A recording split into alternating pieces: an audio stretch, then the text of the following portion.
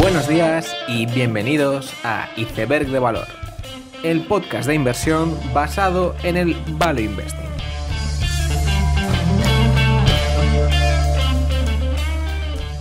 Bienvenidos a los seguidores de Autoparts, bienvenidos a Iceberg de Valor.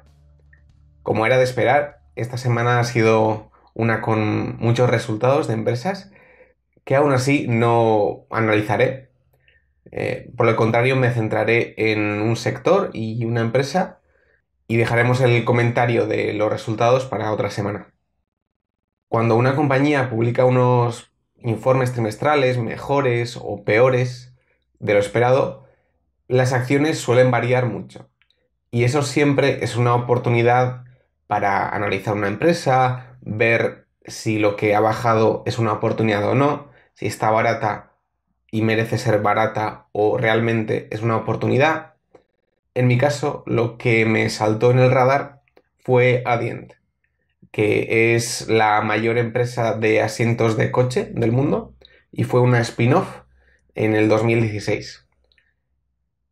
La acción se había revalorizado desde unos 40 hasta 80, pero por unas causas puntuales o temporales, parece ser, bajó hasta los $60. Conocía la tesis detrás de Adient, es una reestructuración, un spin-off, y me he puesto a estudiarla un poco mejor. Quería hacer un capítulo sobre ello, pero al ver que hay bastante contenido, bastante interesante sobre el propio sector y Adient, he separado esto en dos capítulos. Este primero, que analizaré el sector de autoparts y asientos, y el siguiente episodio que será más centrado en Adient puramente. Entender un sector es complicado, especialmente si eres un outsider. Es complicado entender por qué una empresa es mejor que otra, dónde están las ventajas competitivas y ver cuáles son los drivers de un sector. Sin embargo, creo que es algo que nos gusta hacer y creo que es algo que da seguridad a las inversiones que hace uno.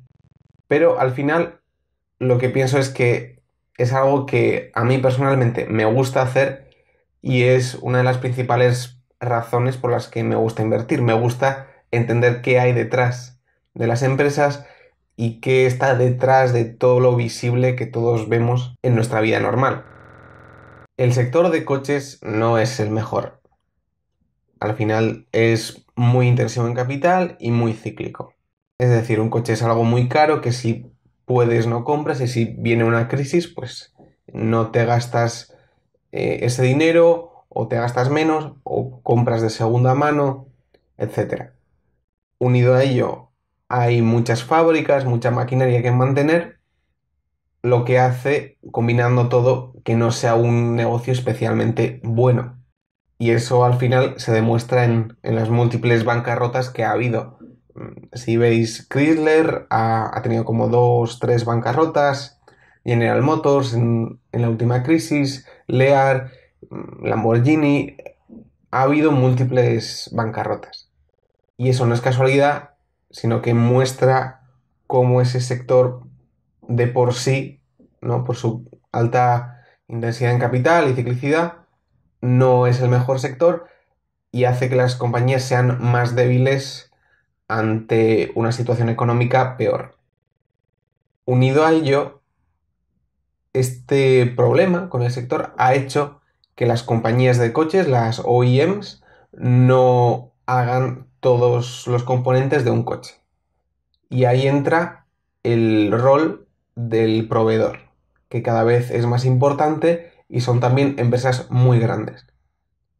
Hay que tener en cuenta que las OEMs, las marcas de coche, no hacen mucho. O sea, hacen el diseño del coche, todo el marketing, hacen el motor, pero todo lo demás, o la mayoría, se subcontrata con unos diseños determinados, llega a las fábricas de las marcas y se monta, se ensambla en el coche.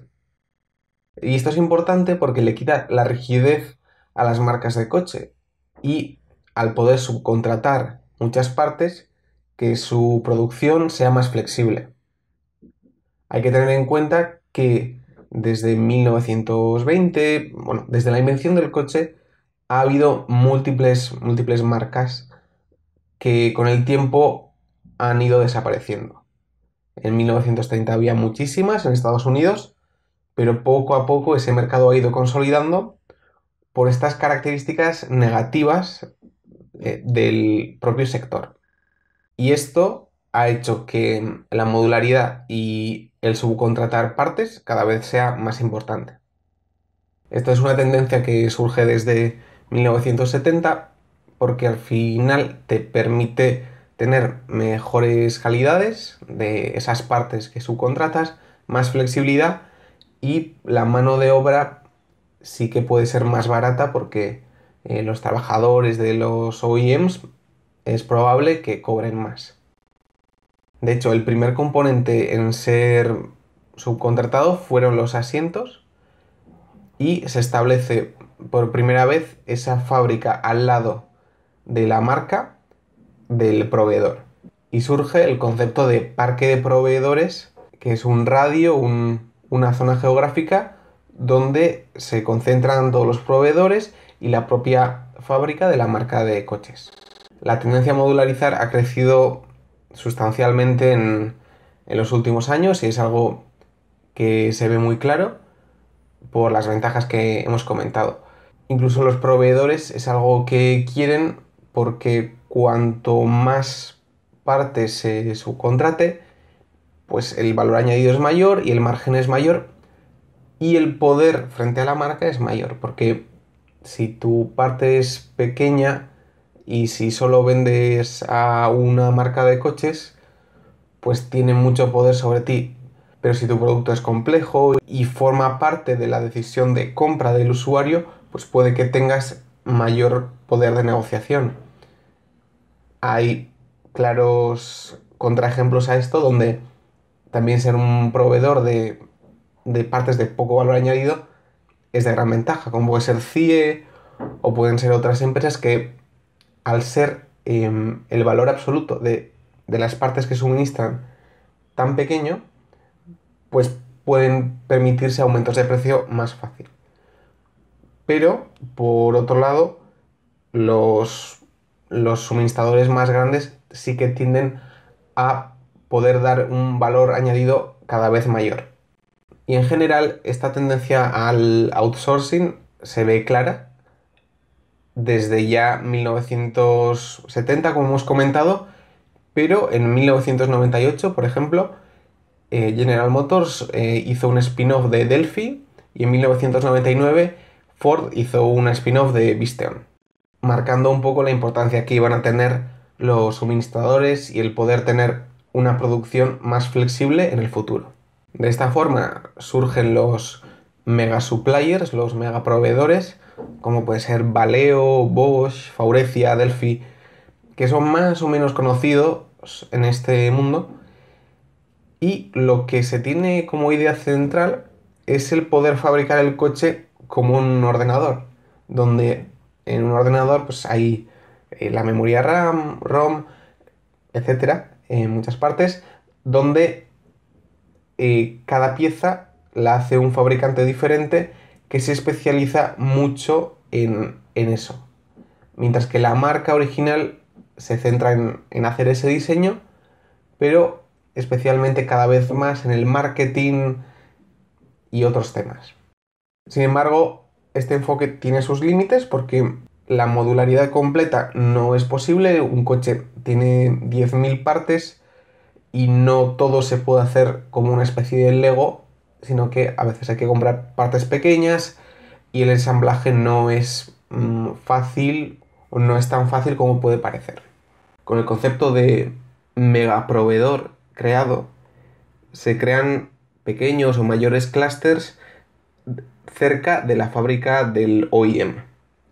En este entorno de cercanía geográfica, lo que se puede hacer es envíos más rápidos, más fáciles, con inventarios mucho más pequeños y además promover la mejora continua entre las diferentes compañías. Hay que tener en cuenta que en estos sectores los componentes se suministran al minuto, digamos, y entran directamente en la cadena de montaje, por lo que no se pueden permitir ningún error. Estas fábricas funcionan según la filosofía Just in Time, como hemos dicho, y como ejemplo de la cercanía geográfica, se veía en los suministradores de Toyota como los Tier 1, los suministradores a los OEMs, estaban en un radio de unos ciertos kilómetros, mientras que todos los Tier 2 estaban a un radio pues, superior y el Tier 3 estaba en un radio todavía superior,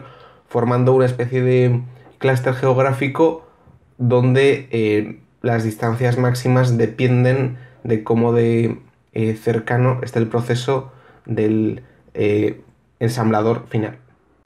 Este fenómeno hizo que se formaran empresas muy grandes de suministradores y así se formó el oligopolio de los suministradores. De hecho, como comentaremos más tarde, hubo una época de constantes adquisiciones y fusiones de empresas con los riesgos que eso lleva, con deuda y problemas de integrar diferentes fábricas con diferentes propósitos. Esto hizo que la cadena de valor del suministrador cada vez fuera más compleja. Ya no es suministrar una parte pequeña, sino que, como puede ser un asiento, tiene múltiples partes, hay herrajes, hay diferentes mecanismos de control y el suministrador cada vez hace más cosas para finalmente poder dar una unidad, un módulo más o menos estandarizado a la marca, al OEM final. Además, lo que el OEM intenta evitar es casarse con un suministrador y por eso utiliza diferentes. En asientos es claro como una misma marca puede utilizar asientos de Lear, asientos de Adient y al final promueve ese ambiente de competitividad para evitar, digamos, que se conviertan en un Intel de ordenadores donde solo hay un suministrador. Y eso hace que los márgenes se empujen a la baja. Sin embargo, no todas las piezas de un coche están suministradas en ese pequeño área geográfica.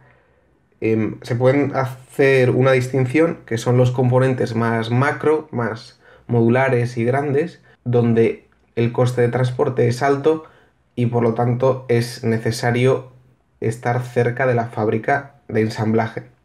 Sin embargo, hay otros componentes que pueden ser motores o piezas más pequeñas, donde se busque la economía de escala entre todas las fábricas que pueda tener una marca o diferentes marcas.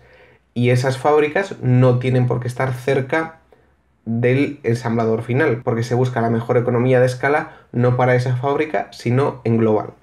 Por lo tanto, hay dos tipos de flujo de materiales, que sería el propio clúster geográfico y uno más continental o más grande al menos de partes más pequeñas o que se busca economía de escala como son los motores. Aún así, todo flujo internacional tiene sus límites y no ya solo porque cueste transportar ciertas cosas, ciertos elementos, sino que los coches son un negocio regional y de hecho los coches cambian según el país donde están.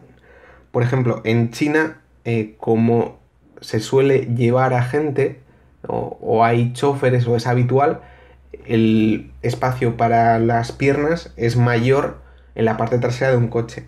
En India no hay sistemas de calefacción o en Brasil las suspensiones son mejores o más blandas por el mal estado de la carretera. Es decir, hay límites a lo que se puede estandarizar un coche en diferentes países. En resumen, el sector del automóvil es un negocio regional donde hay cada vez una mayor tendencia a subcontratar las diferentes partes que componen un coche para que luego la marca, el OEM, ensamble todo. Esto ha hecho que los suministradores crezcan, algunos se colocan más cerca que otros según el tipo de producto que tengan y lo más fácil o difícil que es transportar, y es un sector donde se buscan economías de escala y por ello llevan años de consolidación, de adquisiciones y fusiones de los diferentes suministradores. Este es mi breve resumen del sector auto. Evidentemente es mucho más complejo, se puede estar hablando 3 horas del tema, pero creo que es un buen resumen para entender un poco mejor el sector de los asientos. El sector de los asientos ha estado décadas haciendo adquisiciones y fusiones, lo que ha llevado a que sea un oligopolio.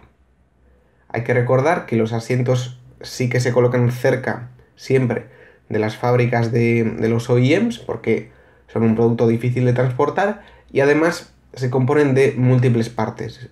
Quizás parece simple desde fuera ver un asiento, pero tiene unos herrajes, hay tela, hay que coser y es un producto relativamente complejo. Las 3 empresas que dominan el mercado son Adient, Lear y Faurecia. Entre estas 3 tienen el 75% de las ventas y el mayor es Adient. Como hemos dicho, hay adquisiciones constantes para buscar economías de escala, alcance geográfico y poder consolidar el mercado.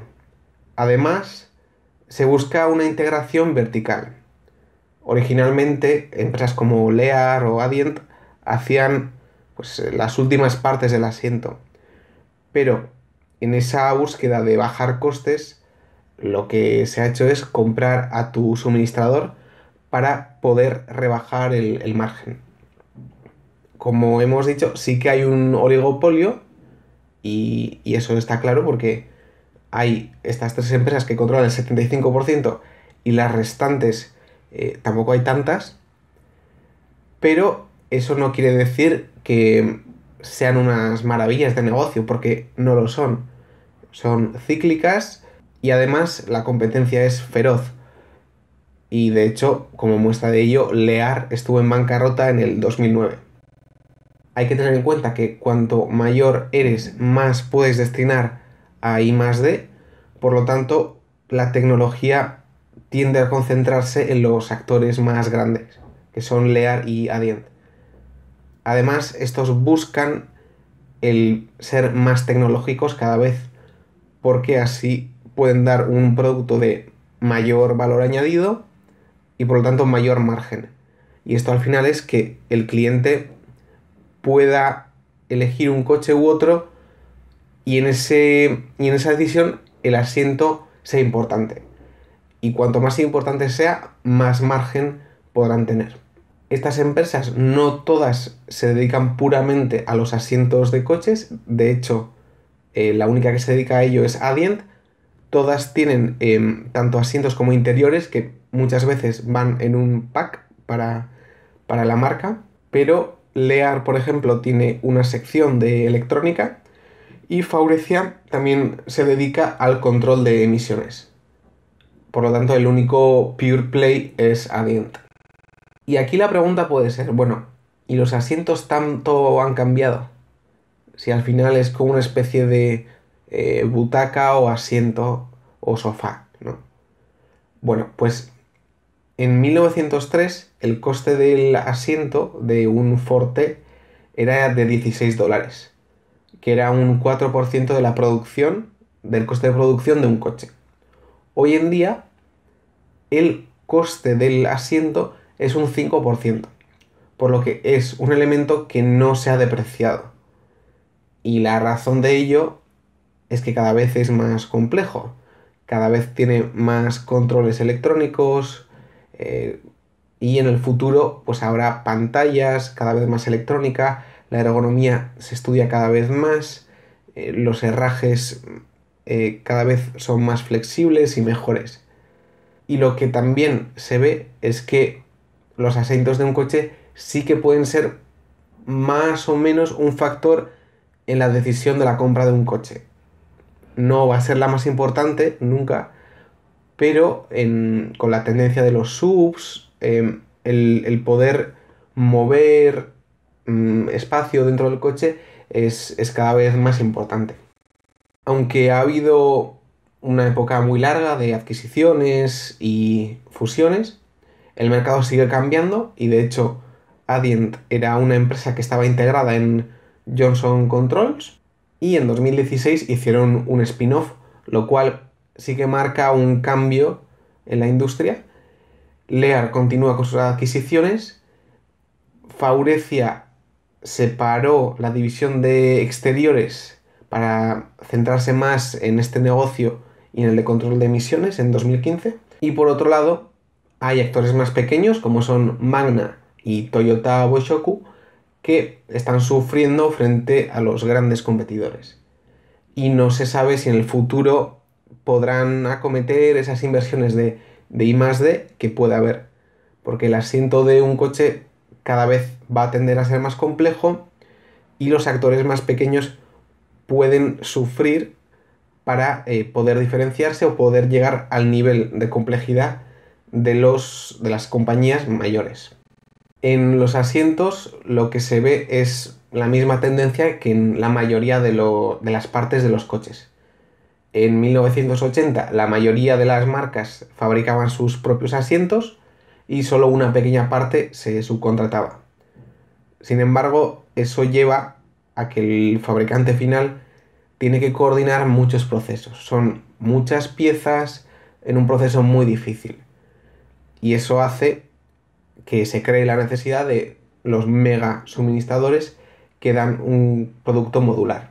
Y de esta forma, las marcas de coche cada vez se centran en lo que saben hacer bien, pues como pueden ser motores, y se centran cada vez más en el marketing, el generar un concepto de marca en el público que haga que vendan sus coches y así, como hemos dicho en todo el episodio, se desprenden de costes fijos. Estos megaproveedores cada vez intentan hacer asientos mejores para poder diferenciarse, añadir más seguridad y añadir más tecnología. Las fábricas de los asientos están colocadas a menos de una hora de las marcas y las entregas se hacen al minuto, ya que van directas a la línea de producción y al ensamblaje. Es decir, es un proceso de lean manufacturing y de just in time. Además, todo esto implica una complejidad operativa importante, lo que ha llevado a esa consolidación que hemos comentado. Una consolidación que no es fácil porque hay que integrar verticalmente diferentes partes. Hay que integrar herrajes de un coche, el propio asiento, el poder coser todo. Y si bien es verdad que en los últimos años empresas como Lear han multiplicado sus beneficios y lo han hecho realmente bien, en el pasado sí que han sufrido mucho con la deuda y esa necesidad de hacer adquisiciones. Ahora comentaré las empresas principales del sector. La primera es Adient, que es el mayor fabricante de asientos del mundo. Es un spin-off de Johnson Controls, que fue en 2016. Johnson Controls se unió a Tyco para hacer otros elementos electrónicos que tienen mucho mejores márgenes y hicieron un spin-off de la parte de los asientos e interiores. Hay que tener en cuenta también que no solo son asientos, que son partes de puertas, suelos, cockpit, electrónica integrada. Es un negocio de alcance global, geográfico y también tecnológico. Y lo interesante de Adient, y es algo que veremos más en el siguiente episodio, es que sus márgenes son peores que los de Lear, por ejemplo. Lo cual es de extrañar porque es el más grande, es el que mayor capacidad de negociación tendría que tener con sus suministradores y además donde el I+D propio es una menor cantidad de las ventas. Adient, como todo el sector, tuvo una época de M&A agresivo donde intenta comprar toda la cadena de valor. El reclinador, la estructura metálica, telas, motores eléctricos, básicamente integra verticalmente lo necesario para crear un asiento de coche. Y así pueden bajar los costes. Las adquisiciones más grandes fueron en 1996 Holland por 1,35 mil millones y en 2011 Recaro por 1,2 mil millones. Quizá la marca de asientos más conocida sí que puede ser Recaro porque hacen asientos de competición y rallies y es de las pocas marcas visibles que hay. El segundo fabricante de asientos es Lear, Tiene una producción muy expuesta a Estados Unidos, con un 42% de las ventas.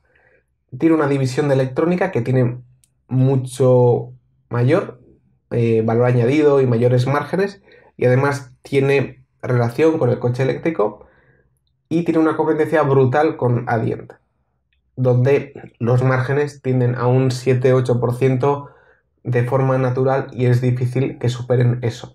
Lear cotiza desde 1994, donde salió a bolsa para poder tener capital para hacer más adquisiciones, y de hecho en 1995 hizo una adquisición de 626 millones, luego 385, en 1998 compró por 1,2 mil millones Delphi el área de asientos, 1999 2,3 mil millones, y de esta forma Lear adquirió muchísimas empresas con mucha deuda. Y es una de las principales razones por las que fue a la bancarrota en 2009. Además, General Motors era su cliente principal, que también se fue a la bancarrota, y de hecho eran el 23% de las ventas. Y es la compañía que mayores adquisiciones ha hecho en este sector. Como es evidente, cuando una compañía va a la bancarrota, aprende muchas lecciones, y si repasamos los últimos años, Lear lo ha hecho realmente bien. Ha bajado su deuda hasta menos de una vez EBITDA, y ha habido expansión de márgenes y recompra de acciones, lo cual ha hecho que su acción se multiplique. El tercer fabricante es Faurecia, que tiene el 20% del mercado. Además, tiene una división de control de emisiones que tiene el 27% de ese mercado, y su accionista principal es PSA, con el 46,6% de acciones, pero de votos tiene la mayoría. El 30% de sus ventas son los asientos, pero el control de emisiones, esa parte ya tiene el 36% de las ventas, por lo que ha superado a los asientos. La mitad de las ventas las hace en Europa, pero cada vez quiere diversificar más eso. El 23% de las ventas las hace al grupo Volkswagen, y otras 3 marcas tienen más del 10%. El crecimiento de Faurecia ha sido mucho menor que las otras porque ha hecho muchas menos adquisiciones y cada vez tiene costes más altos de I+D. De hecho, las adquisiciones que hace son mucho más pequeñas. La filosofía de Faurecia es diferente a Lear y Adient porque hay muchas menos adquisiciones y son más pequeñas. Además, se busca el crecimiento orgánico y por eso tienen mucho I+D, especialmente en proporción a las ventas, y ahora están promoviendo joint ventures en Asia y en China. El problema de Faurecia es que al tener más I+D que las demás, necesita mayor escala y no es el mayor actor, sino que es el tercer mayor actor. Pero sí que ha tenido durante los últimos años avances notables en el sector de los asientos. Vale, con esto tenemos a Adient, Lear y Faurecia, que controlan el 75% del mercado. ¿Qué más queda? Pues el cuarto, con un 8%, es Toyota Boshoku y 7,5% Magna. Además de esto, pues hay japonesas y chinas.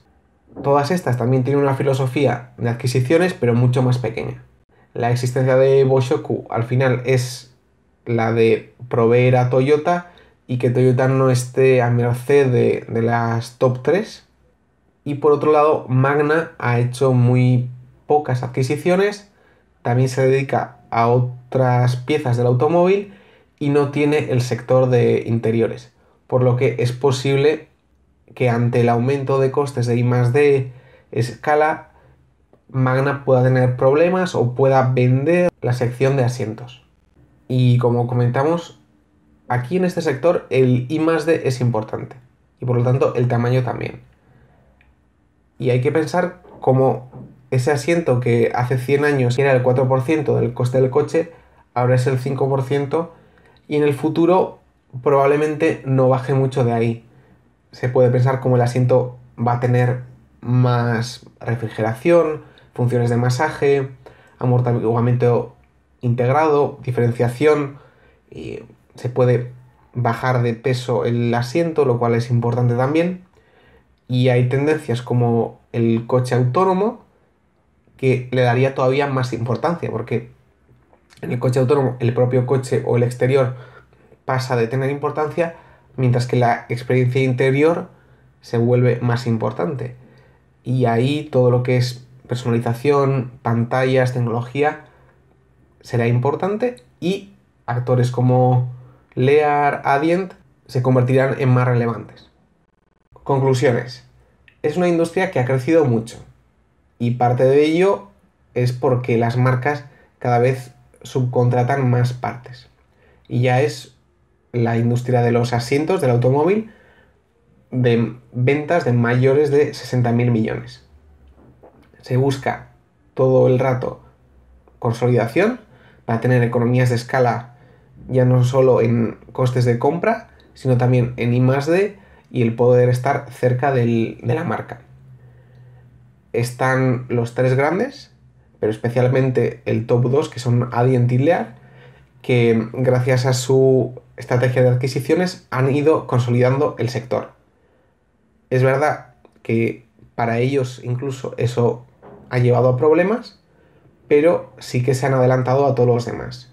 Mientras que estos se mantenían más pasivos y apenas hacían tantas adquisiciones. Como hemos dicho, Lear y Adient son los líderes más claros.